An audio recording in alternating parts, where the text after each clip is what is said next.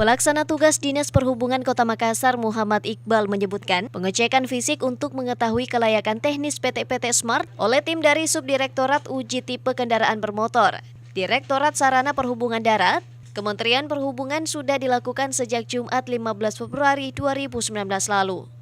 Dalam pengecekannya melalui Dinas Perhubungan Kota Makassar, Kemenhub meminta beberapa bagian dari PT-PT Smart dievaluasi, baik dari segi yang dibutuhkan maupun yang tidak diperlukan.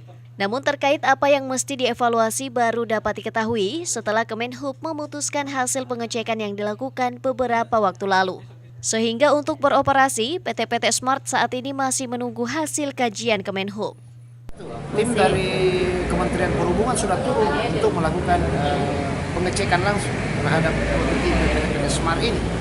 Jadi setelah itu ada rekomendasi yang kemudian mungkin menjadi hal-hal yang perlu dilengkapi oleh perusahaan seri yang diproduksi. Setelah itu clear, izin keluar, bisa produksi. Sebelumnya lelang pengadaan PT-PT Smart harus dikaji ulang.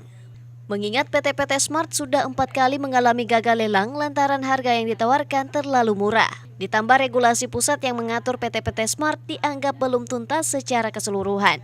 Musdalifah Lestari Rau, Fajar TV dan Fajar Radio melaporkan.